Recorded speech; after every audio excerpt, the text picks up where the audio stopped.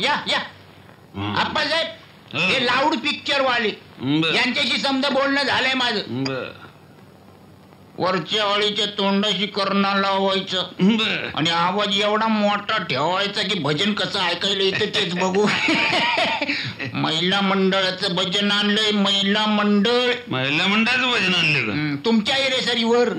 ओ loud picture वाले संध्याकाळी बरोबर टायमावर या, नाहीतर भजन संपल्यानंतर याल. तुम्हाला सवयच आहे तशी वराती मागून घोड. चला चला. असा बार उडवून द्यायचं की त्यांची तोंडच बंद झाली पाहिजे. अरे हे कोणाला सांगायचं नाही तर त्यांना वाटेल की मीच तुम्हाला सांगितलं. मी तुम्हाला काय सांगितलं काय नाही. चहा वाटतं बबिता. वहिनी म्हणणार आहे, वहिनी म्हणणार आहे एक चहा आण पाहू नावाचं लपडा. नमस्कार नमस्कार. हा ते काय झालं ते आम्ही इकडे गेलो होतो त्यानंतर मग तिकडे गेलो. रत्ना चाय घेऊन ये. हे आम्हाला कळली आहे ती न्यूज खरी आहे म्हणा की. खरं आणि खोटं काय करताय? चांगला सरकारी सही सिक्क्याचा लकोट आलाय ना. जल सहकारी पद्धतीची पाणी पुरवठा योजना मंजूर म्हणून. आणि हा काय चेक पहिला हप्ता चाला 20,000चा. पहिला इन्स्टॉलमेंट बी हातात. यायला कमाल झाली. नाही म्हणजे गावाला नळाचं पाणी मिळवून देणं ही सुद्धा लाख मोलाची गोष्ट म्हणा की. हो प्रतापराव लाख मोलाची काय म्हणता? चांगली 5.5 लाखाची स्कीम मंजूर झाली. 5.5 लाख. गावाचा केवढा मोठा प्रश्न सोडवला तुम्ही. आणि तुमचा पण पाण्याचा. पैशाचा नाही तुम्हाला वाटेल पैसा पाण्याचा. अहो कुठल्या कुठं 3 मैलावरून पाणी आणावं लागायचं. अहो कावडीनं पाणी आणून खांद्यासनी घट्ट पडले एकाच्या. घट्ट्याचं काय घेऊन बसलंय?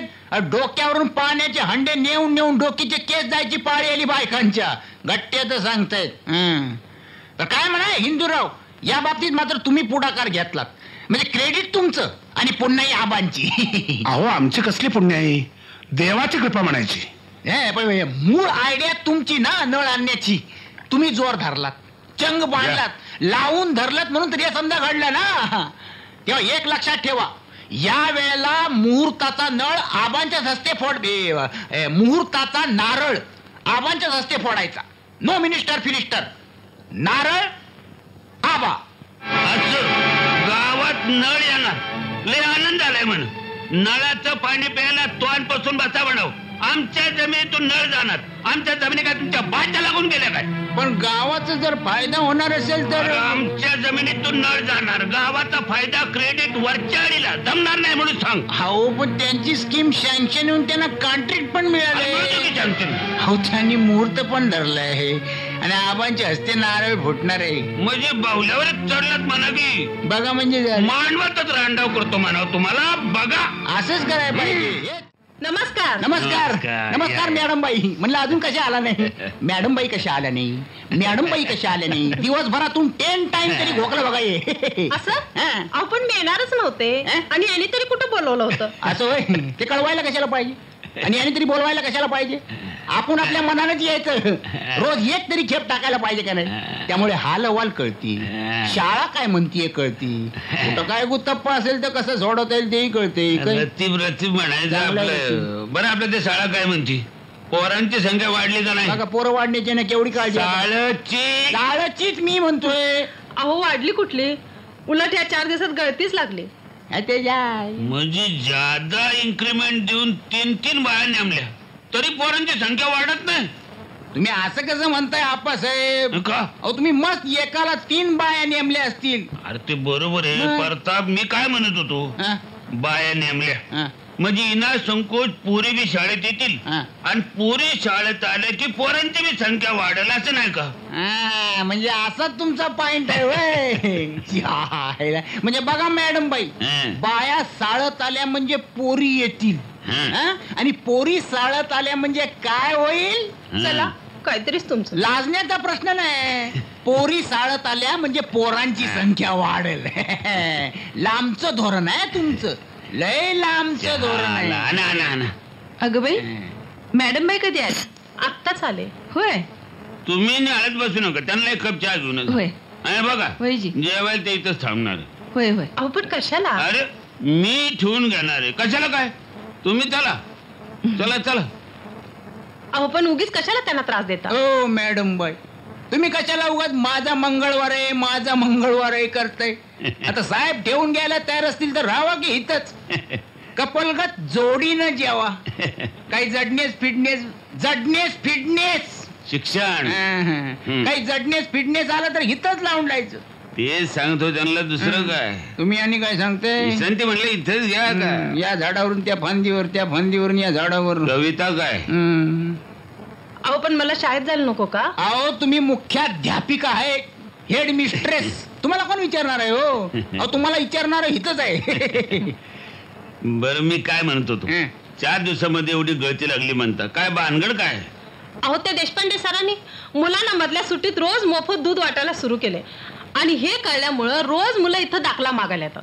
इकडचं नाव काढून तिकडे घालायला लागले. तुझ्या आईला तुझ्या मॅडम बाईला शिवाय नाही. मी त्याला देत नाही, देशपांड्याला म्हणतोय. मोफत दूध वाटप सुरू केले का देशपांड्याने. होय ना. मी एक आयडिया सांगू का. त्यांनी जर मिल्क स्कीम सुरू केली असेल तर तुम्ही मोफत अंडी वाटायला सुरुवात करा. जकास चाळ्यासाठी केवढी इमारत बांधली. टोले जंग पंचायतीकडून एवढी देणगी द्यायला लावली. टोले जंग 30,000 आणि केवढा मोठा पाहुणा आणला रे उद्घाटनासाठी. टोले जंग मिनिस्टर तो बी एज्युकेशन. एकाला 3 मास्तर नेमले. टोले जंग म्हणजे ट्रेंड. त्या बी साध्या सुद्या नाही, दिसायला एकदम ब्युटीफुल. त्यांनी दूध सुरू केलं. मी म्हणलं अंडे सुरू कर. एवढ्याने भागाला म्हणलं दूध बी सुरू कर. तरी सुद्धा शाळेतल्या पोरांची संख्या कमीच. आता बघा म्हणजे झालं. अहो त्या जळक्या छप्पर नसलेल्या वसाड शाळेत पोरं यायची ती येतातच. मी मध्ये बोलू का. माझ्या अंदाजाप्रमाणे ही शाळा एवढ्यात ओस पडायला पाहिजे होती. एवढं आपण काय काय केलंय त्याचा काहीच परिणाम त्या शाळा होऊ नये. अहो कसा होणार. अरे का होऊ नये. अहो अजाबात नाही होणार. मग त्या शाळेचे हेडमास्तर तसे देशपांडे. हा मग. अहो गेल्या 5 सालातला एसएससीचा निकाल कसा लावलाय बहादरानं. 100% म्हणजे 100%.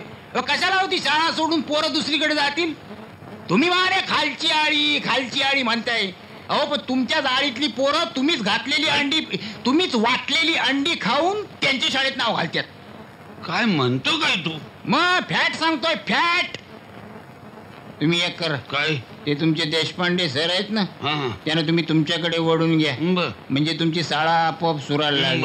मी मध्ये बोलू का. बोलायचा पोपट्या तुझ्या तोंड घालायची सवयच आहे. चल बोल. ते देशपांडे सर अजिबात फुटायचं नाही. लय निष्ठावान अवलादीचे. अरे का नाही फुटणार. त्याचा बाप फुटल. त्याचा बाप फुटून आपल्याला काय फायदा नाही. म्हणजे तुम्हाला एक इल्लम सांगू काय.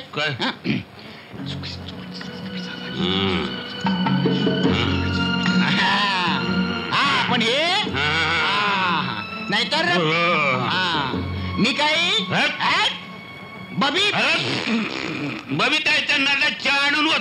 तुझ्या मायला माझ्या घराची खानावळ करून टाकली. हे पैलवान नीट दाब, नाहीतर त्यांचं डोसकं पार कामातून गेले. त्यांचा चेहरा बघ. काय म्हणा तुम्ही नाही पण तुमच्या भावानं चांगलं नाक कापलं. एक मात्र झालं, हुंड्याचा घबाड गेलं.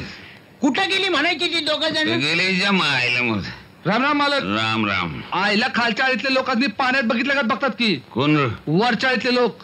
काय झालं. अहो काल आपला केरबा आपली बैल घेऊन त्या पाझर तलावात पाणी पाजायला गेला. पाणी कुठं पाजू देतात. का नाही पाजू देत. अहो पाझर तलावावर पाऱ्या ठेवल्या का बसल्यात त्यांचे लोक. होय मालक ते लोक लय माजतात बरं का. असं मग चांगला इंगा जावतो म्हणा. त्यांना सांग म्हणा चुरून लावून तलाव फोडून टाकतो म्हणा. आयडिया लय चांगली. पण मी सांगितली नाही आम्ही निर्णय घेतला. ए पैलवान आज सगळ्यांनी निरोप दे. राज्य मीटिंगला बोल. बरं येतो. निघा चला केरबा. मायला आम्ही निर्णय घेतला.